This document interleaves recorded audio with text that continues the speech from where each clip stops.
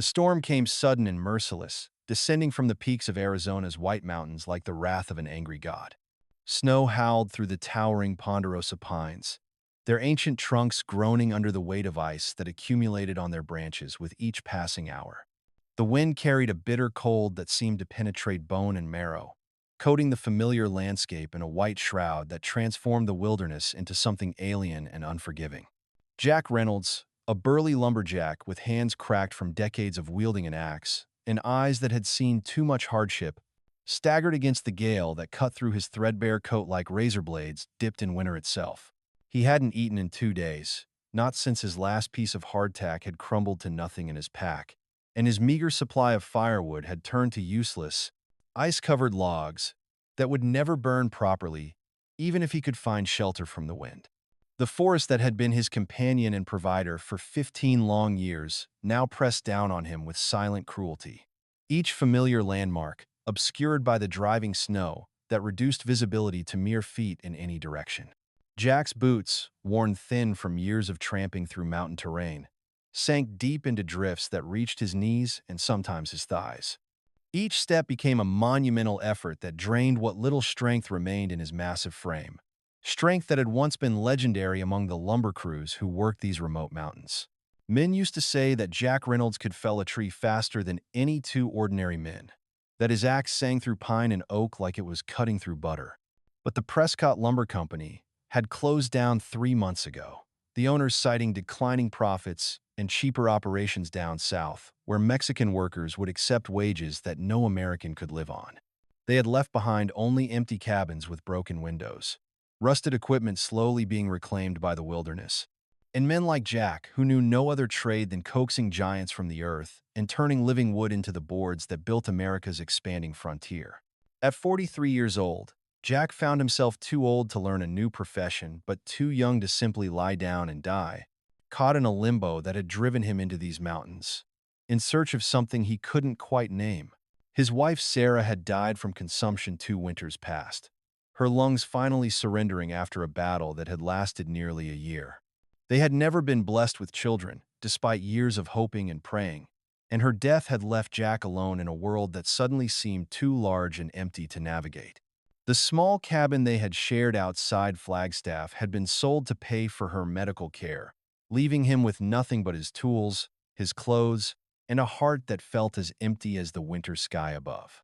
Through the blur of snow that stung his eyes and numbed his weathered face, Jack spotted what looked like the dark mouth of a cave carved into the granite cliff face that rose before him like a wall built by titans. Relief surged in his chest, a desperate hope that flooded through his system like whiskey on an empty stomach.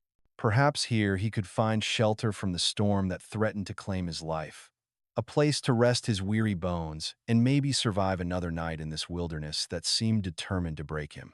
Jack stumbled toward the opening, his numbed feet struggling to find purchase on the loose gravel and patches of treacherous ice that littered the approach to the cave. The wind seemed to follow him like a living thing, howling at his back as if angry to lose its prey to the refuge he had discovered. As he crossed the threshold from the howling chaos outside into the relative calm of the cave interior, the sudden absence of wind felt like stepping from one world into another entirely. The air inside was noticeably warmer, perhaps 20 degrees milder than the Arctic hell he had just escaped. And somewhere deeper in the cave's mysterious depths, he could hear the faint crackling of a fire. His heart leaped at the sound, hope flooding through him like sunlight breaking through storm clouds. Perhaps some other traveler had already claimed this refuge, someone willing to share warmth and maybe even food on a night when the cold could easily claim a man's life before morning arrived. But as his eyes slowly adjusted to the dim interior, adjusting from the white blindness of the blizzard to the flickering orange glow that danced on stone walls, Jack Reynolds froze in place as if he had been turned to stone himself. In the shadows cast by firelight that seemed to make the cave walls breathe and shift like living things, a pair of dark eyes watched him with the intensity of a cornered mountain lion. Not the yellow eyes of a wolf pack seeking shelter, not the small black eyes of a bear disturbed from winter sleep. Human eyes, belonging to a woman who sat as still as a statue carved from the same granite that formed the cave around them. Her long black braids, each as thick as a man's wrist, framed a face that had been carved by both profound sorrow and unyielding strength. High cheekbones caught the firelight and threw shadows that emphasized the strong lines of her jaw and the firm set of her mouth. Her skin bore the bronze hue that spoke immediately of Apache heritage, and her dark eyes held depths that suggested she had seen more violence and loss than any person should bear in a single lifetime. She sat perfectly still beside a small fire that she had built with the skill of someone who had spent countless nights in the wilderness, a heavy blanket wrapped around her shoulders in a way that concealed her exact build but suggested a woman accustomed to physical hardship. Her posture radiated readiness to fight or flee, the coiled tension of someone who had learned that survival depended on constant vigilance. Jack realized with a sinking feeling in his stomach that he was not the only one seeking shelter from the storm that raged outside. And in this wilderness, where Apache and white settlers had been spilling each other's blood for generations, survival was never shared easily between strangers whose people viewed each other as natural enemies. The woman rose slowly from her position beside the fire, her movements fluid and controlled, like those of a predator who had learned to conserve energy for the moments when explosive action might mean the difference between life and death. She spoke in Apache, her voice low and firm, words that Jack could not understand but whose meaning rang as clear as a church bell on a Sunday morning.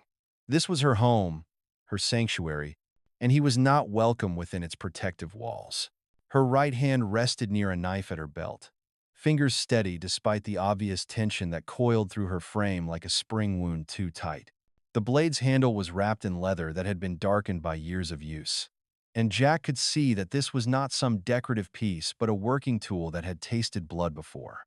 Jack raised his hands slowly, palms outward, in what he hoped was a universal gesture of peace that would transcend the barriers of language and culture that separated them. "Ma'am," he said, his voice hoarse from cold and exhaustion, the words emerging as white puffs in the cool cave air. "I don't mean any trouble. Just looking for a place to wait out the storm that's raging out there." She studied him for a long moment, her dark eyes taking in every detail of his appearance with the thorough assessment of someone whose life had depended on reading the intentions of strangers. She noted his worn clothes, patched in multiple places with different fabrics that spoke of poverty rather than choice. She saw his weathered face, lined by years of outdoor work and recent hardship, and the way his broad shoulders sagged with a fatigue that went deeper than mere physical exhaustion. When she finally spoke again, it was in careful, broken English, each word chosen with the precision of someone who had learned the language out of necessity rather than desire. "This place, mine. You go. Storm or no storm." "I understand your concern, ma'am," Jack replied, though he made no move toward the cave entrance where the wind still howled like a pack of wolves denied their prey. "But that storm out there, it'll kill a man tonight.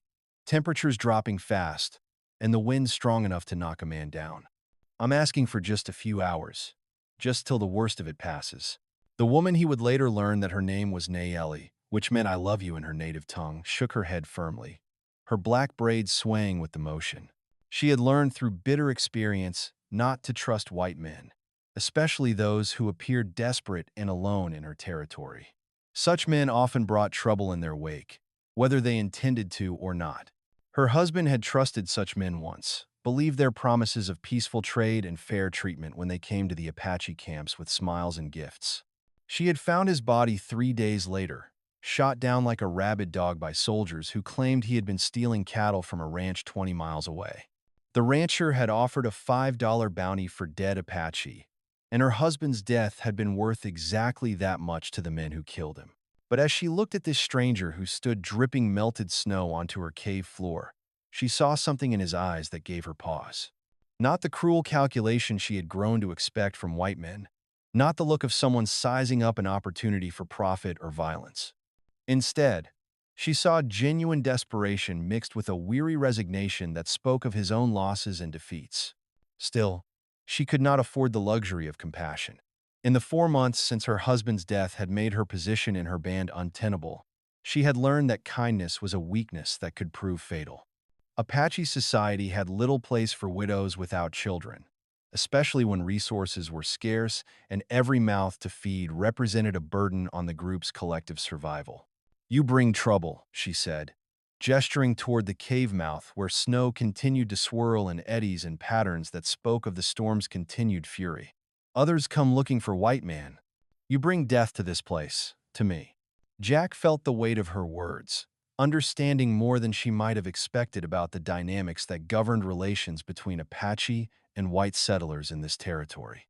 He had seen the aftermath of conflicts between the two peoples, had witnessed the way violence bred more violence in an endless cycle that consumed the innocent along with the guilty. Children orphaned, wives widowed, fathers who never returned from hunting trips that took them too close to the wrong settlements. "I'm alone," he said quietly, the admission carrying more truth and pain than he had intended to reveal. "No one's looking for me. No one even knows I'm here. And no one would come searching if I never made it back to anywhere."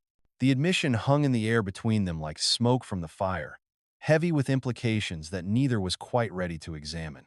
Jack Reynolds was as alone in the world as a man could be, cut loose from all the ties that normally bound a person to civilization and community. Perhaps that loneliness resonated with something in Nayeli's own heart, some recognition of a kindred spirit who had also been cast adrift by circumstances beyond their control.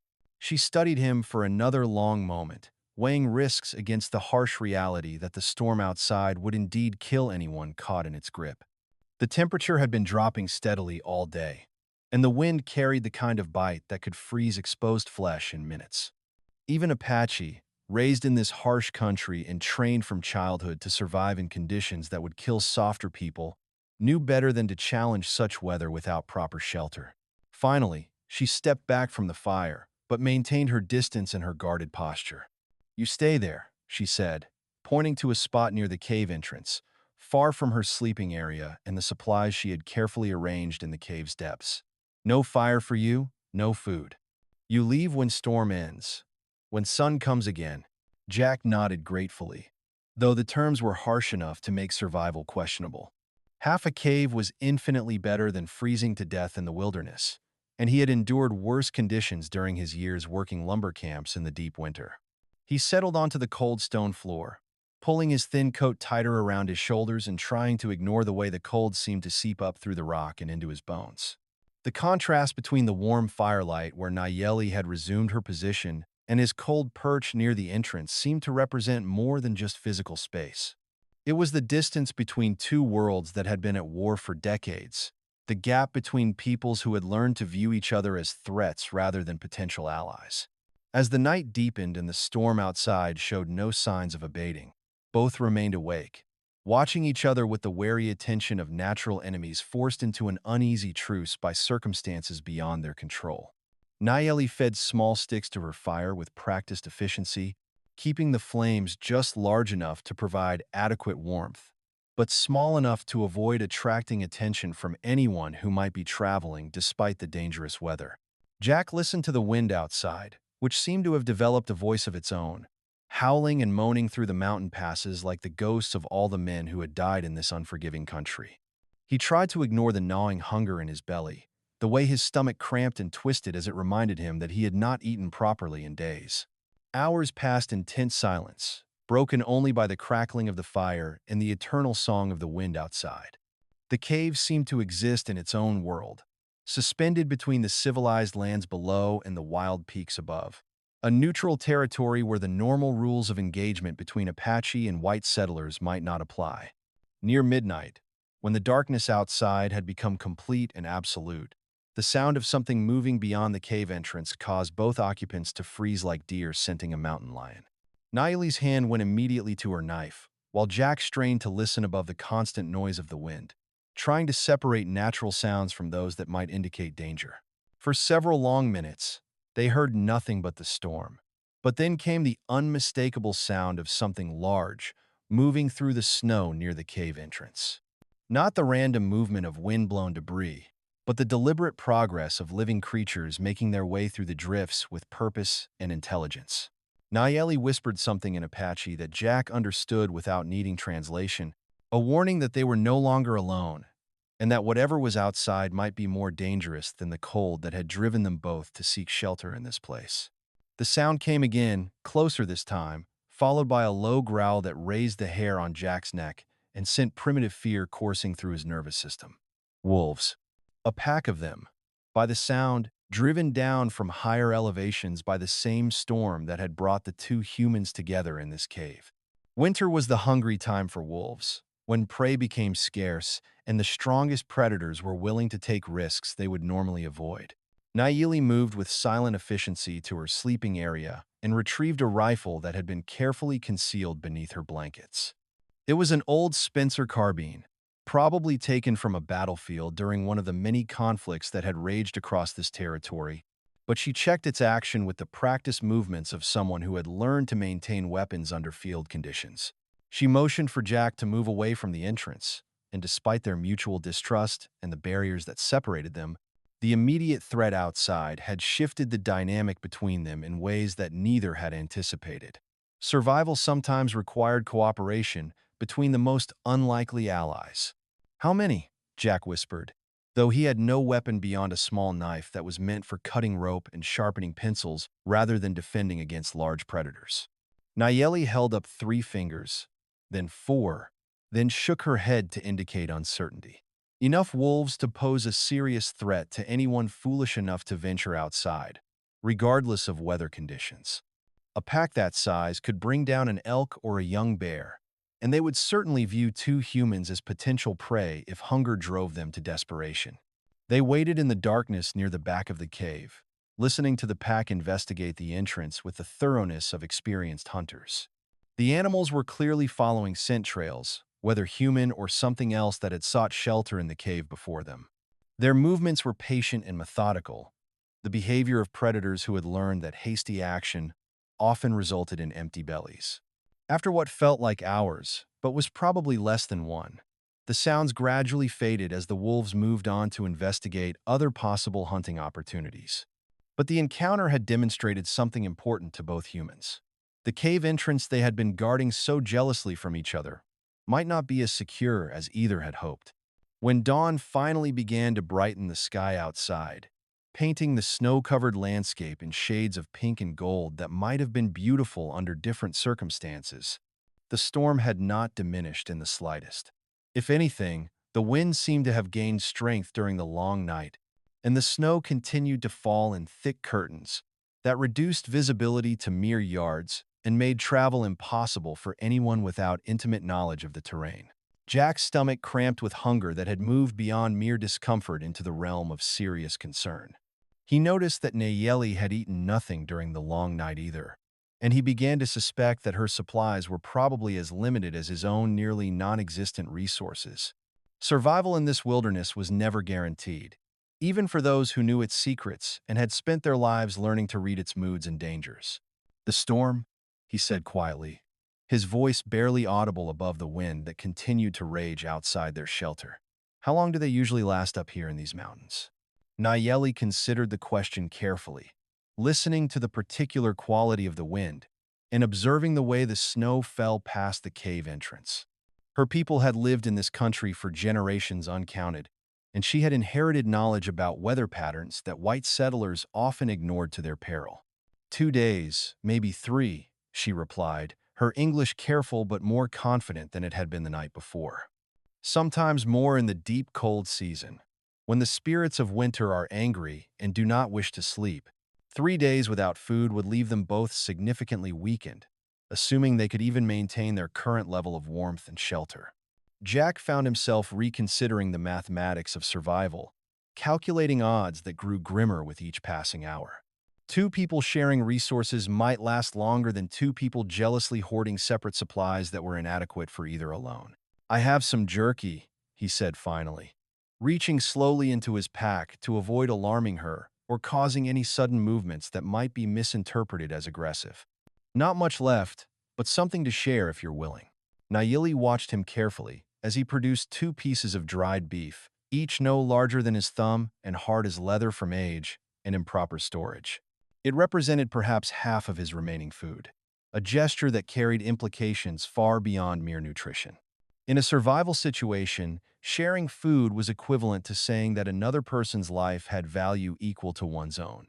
She studied his face for signs of deception or manipulation, searching for the hidden motives that her experience with white men had taught her to expect. But she found only the simple recognition that their survival might depend on cooperation, rather than the competition and mutual suspicion that had characterized their relationship thus far. After a long moment that seemed to stretch into eternity, she moved to her own carefully organized supplies and produced a small leather pouch filled with ground acorn meal. It was traditional Apache food, prepared according to methods passed down through generations of women who had learned to extract nutrition from sources that white settlers often overlooked. The sharing of food between them felt like crossing a bridge that neither had been certain existed.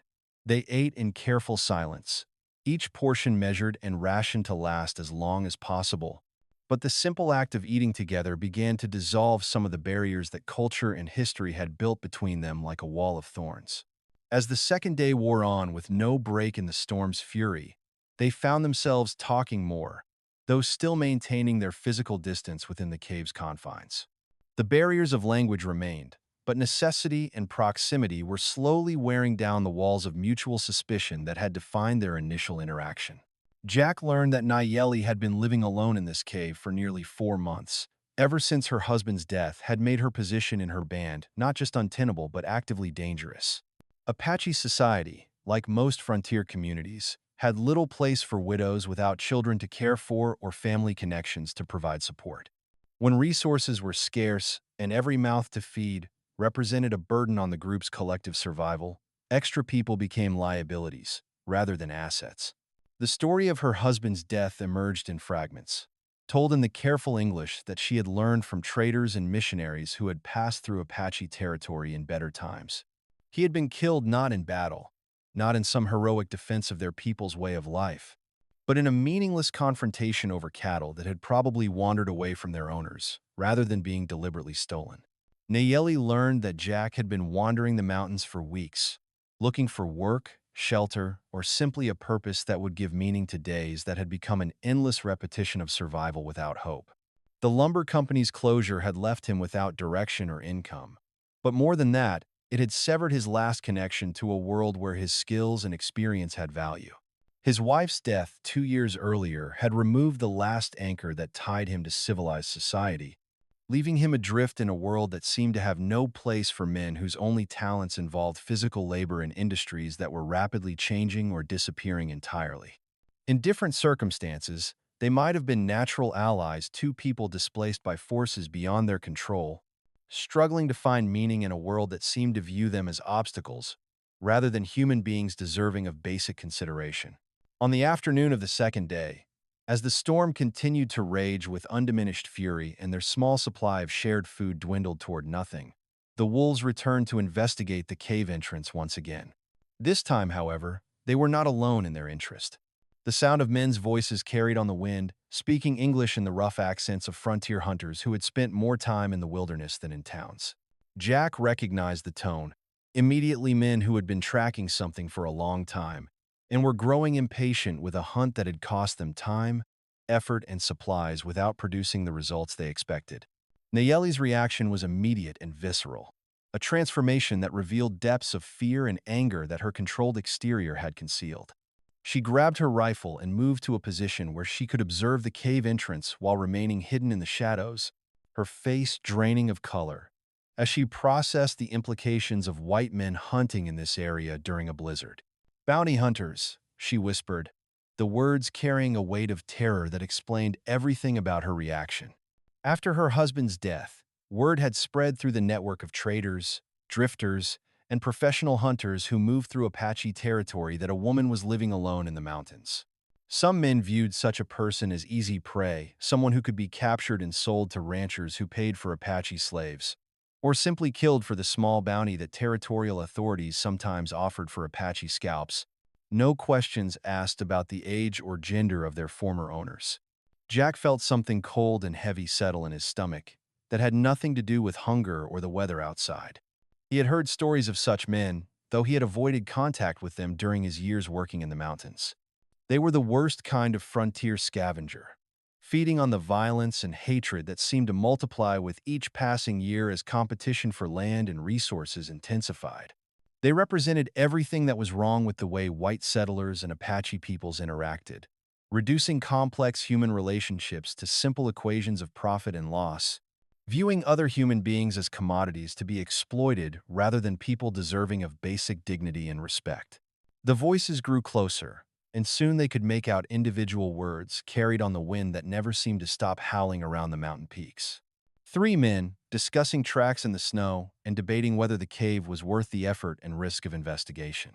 One voice, older and more authoritative than the others, seemed to be pushing for a thorough search despite the dangerous conditions.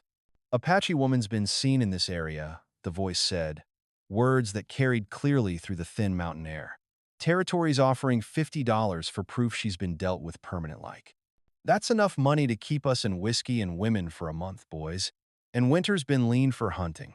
Jack looked at Nayeli, who was checking her rifle with movements so practiced and automatic they seemed like breathing.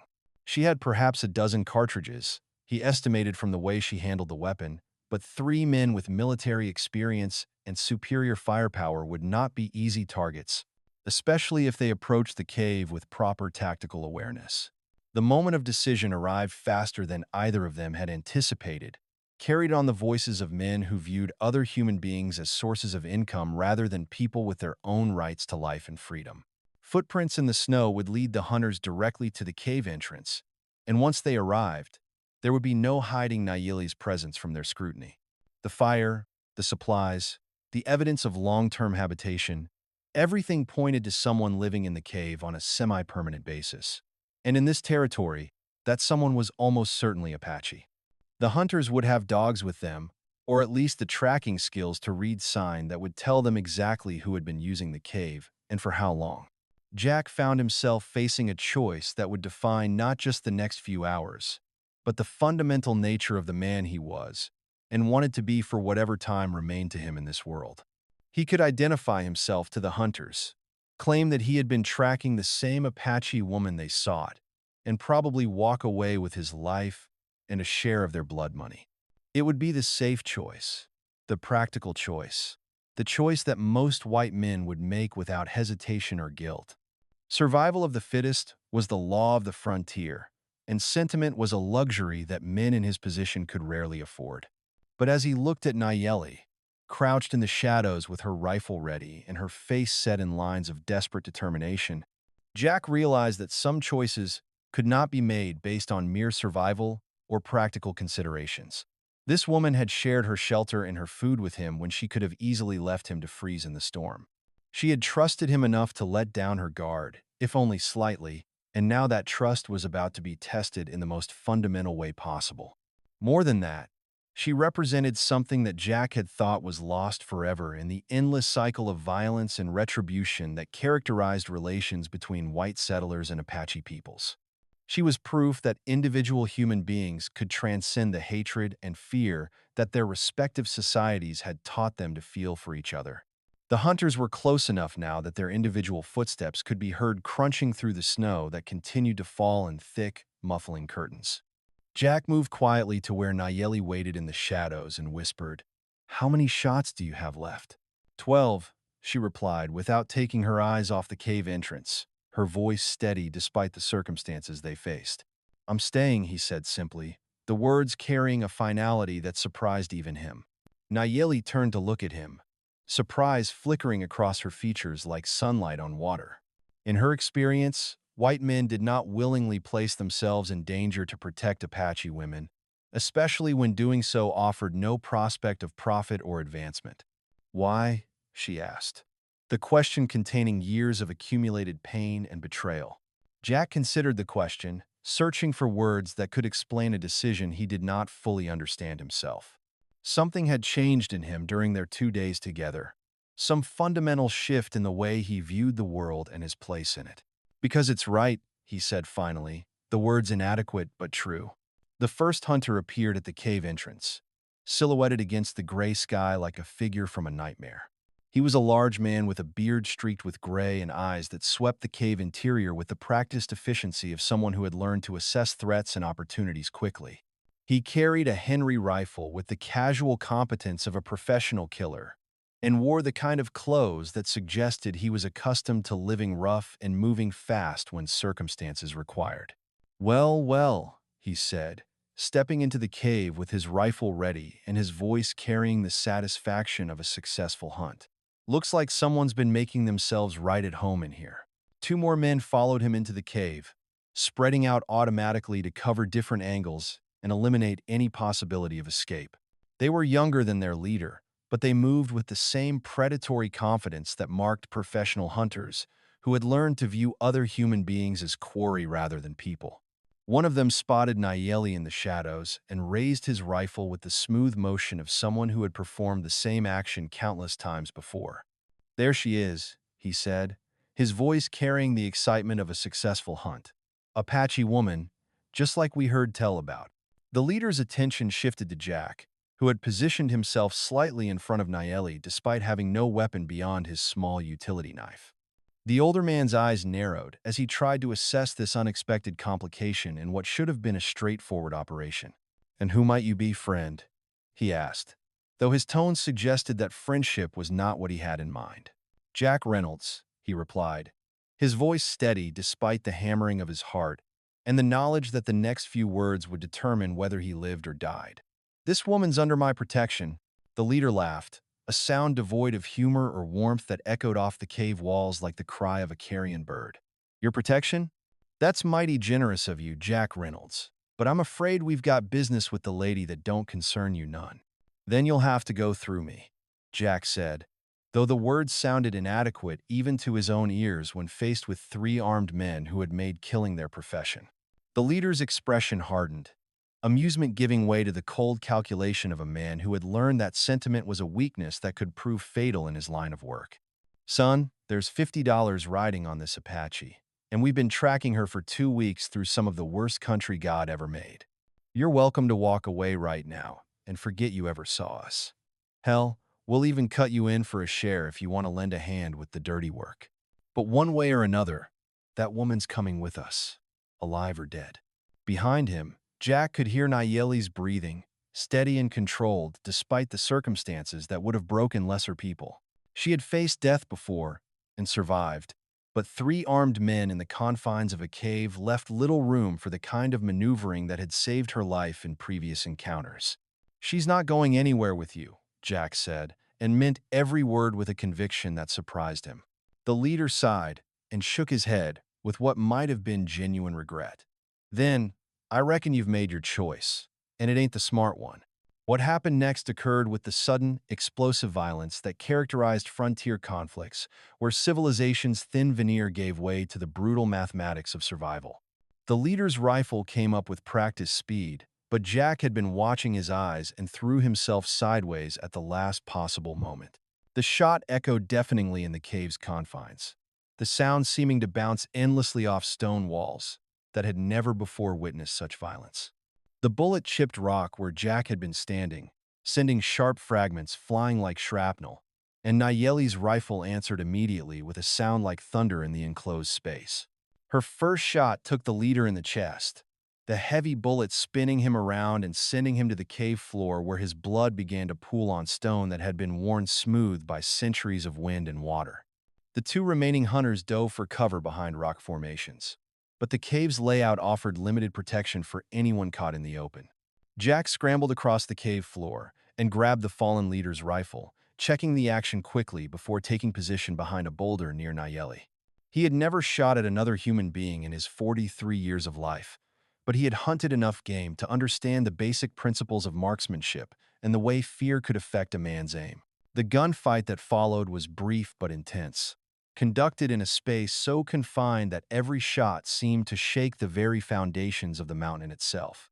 The acrid smell of black powder filled the air, mixing with the metallic scent of blood and the more primitive odors of fear and desperation. One of the hunters managed to work his way closer to their position, using the cave's irregular walls for cover as he attempted to get a clear shot at the two people who had turned what should have been easy money into a life-or-death struggle.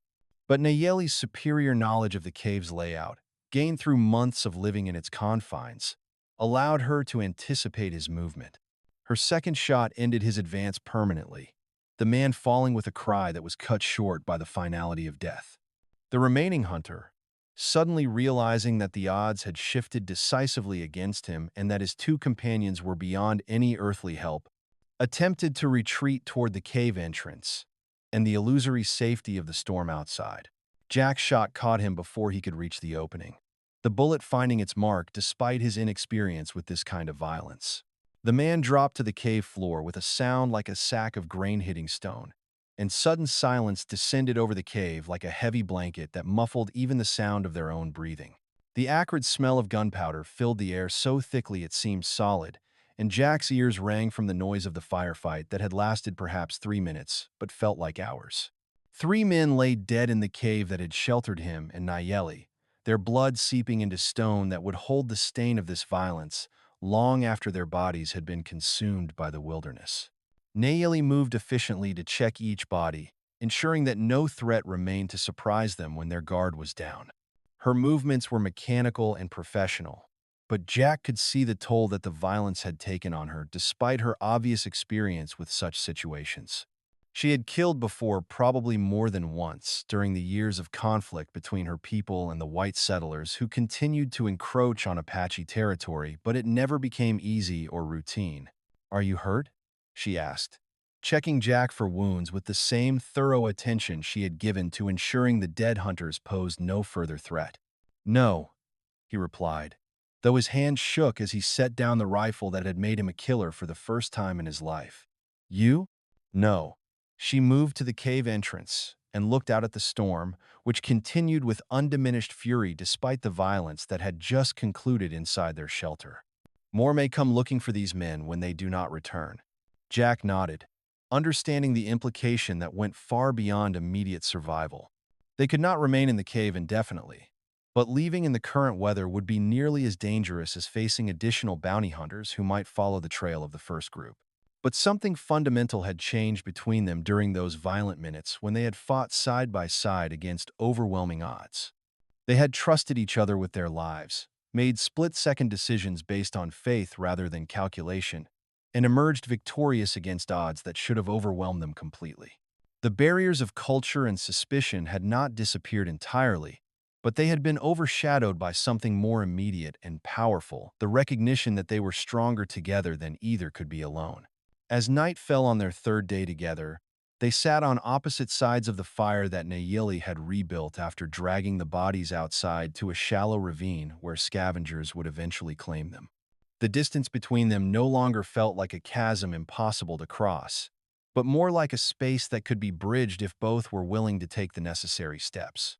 Jack found himself telling Nayeli about his wife Sarah, about the small cabin they had shared outside Flagstaff, and the dreams they had harbored for a future that consumption had stolen away with the cruel efficiency of winter-claiming flowers.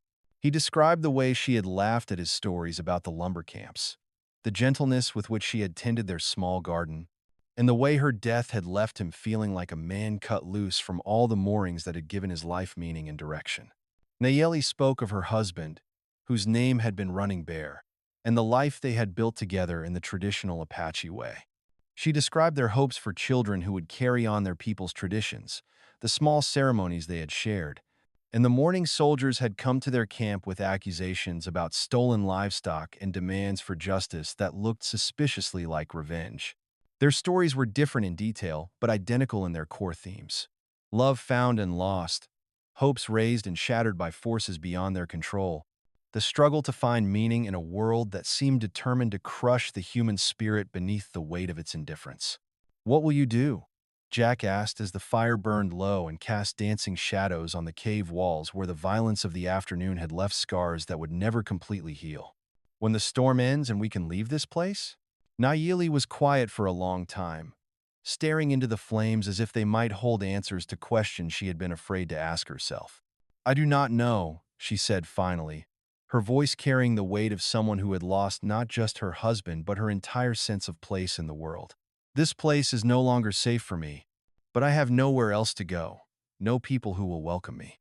Jack considered his own situation, which was remarkably similar despite the differences in their backgrounds and cultures. He had no job waiting for him anywhere, no home to return to, no family who would miss him if he simply disappeared into the wilderness. The mountains that had been his workplace for 15 years now seemed vast and empty, full of possibilities for a man willing to work hard and live simply, but lacking any clear direction or purpose. "Would you consider staying?" he asked, the words emerging before he had fully thought them through. "Not here, obviously, but somewhere nearby. Building something new together." She looked at him across the fire, searching his weathered face for signs of deception or false promise. Her experience with white men had taught her to expect betrayal and disappointment, but something in Jack's manner suggested a sincerity that transcended the usual calculations of advantage and exploitation. "Why would you want that?" she asked, the question carrying years of accumulated wariness and pain. It was a fair question, and one that Jack had been asking himself since the moment he had chosen to stand with her against the bounty hunters, instead of taking the safer path of self-preservation. "Because I think we're both tired of being alone," he said simply. "And because what we did today, fighting together and trusting each other when our lives depended on it, that meant something more than just survival." The storm finally broke on the fourth day, revealing a world transformed by snow and ice that sparkled in the morning sunlight like diamonds scattered across a white carpet. The three bodies had frozen solid during the night, and Jack and Nayeli worked together to drag them outside to a shallow ravine, where scavengers would eventually claim them and return their substance to the endless cycle of life and death that governed the wilderness. As they worked together to clear the cave of any evidence of the violence that had taken place within its walls, Jack noticed how naturally they had fallen into patterns of cooperation that transcended their cultural differences. Nayeli's intimate knowledge of the wilderness and its dangers complemented his practical skills and physical strength, while their shared experience of loss had created a foundation of understanding that went deeper than language or tradition. When the cave was clean and their few belongings packed into bundles they could carry, they stood together at the entrance, looking out at the snow-covered landscape that sparkled in the morning sunlight like a promise of new beginnings. The world looked fresh and new, as if the storm had washed away the accumulated grief and violence of the past and offered them a clean slate on which to write their future. "There's a valley about 10 miles north of here," Jack said, shouldering his pack and checking the rifle he had taken from the dead bounty hunter. "Good water year-round, protected from the worst weather, far enough from the main trails to avoid the kind of trouble we just faced." Nayeli considered this proposal, weighing the risks of trusting a white man against the certainty of death if she continued to live alone in territory where other bounty hunters would keep searching for the $50 reward her death would bring. "What would we build there?" she asked, her English more confident now after days of conversation and shared experience.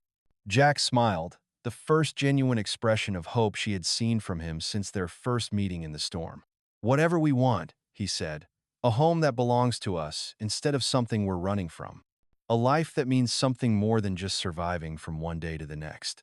As they walked away from the cave that had sheltered them through the storm, their footprints left parallel tracks in the fresh snow, two sets of prints heading in the same direction, maintaining enough distance to preserve individual identity while sharing a common purpose and destination. Behind them, the cave remained empty except for memories of violence and survival, fear and trust, the gradual recognition that human connection could emerge from the most unlikely circumstances. The mountains around them stretched endlessly under the clear blue sky, full of possibilities for two people willing to face the future together rather than endure the past alone. By midday, they had reached the valley Jack had described, and Nayeli could see immediately why he had thought of it as a potential home. Tall trees offered shelter from wind and weather, while a clear stream provided fresh water that would run year-round. Game trails suggested abundant hunting opportunities, and the surrounding ridges would offer early warning of any approaching threats, whether human or animal. Most importantly, it felt like a place where two people could build something new without being constantly haunted by everything they had lost in their former lives. As the sun reached its zenith and warmed their faces for the first time in days, Jack Reynolds and Nayeli began the slow process of planning a future that neither could have imagined when the storm first drove them to seek shelter in that mountain cave. They were no longer strangers forced together by circumstance, but partners who had chosen to face whatever came next as allies rather than enemies. The storm had passed, but what it had left behind was more valuable than either had dared to hope when they first encountered each other in the flickering firelight of that hidden refuge. The cave had given them shelter from the storm, But each other had given them something far more precious: the possibility of home, of belonging, of a future built on trust rather than fear.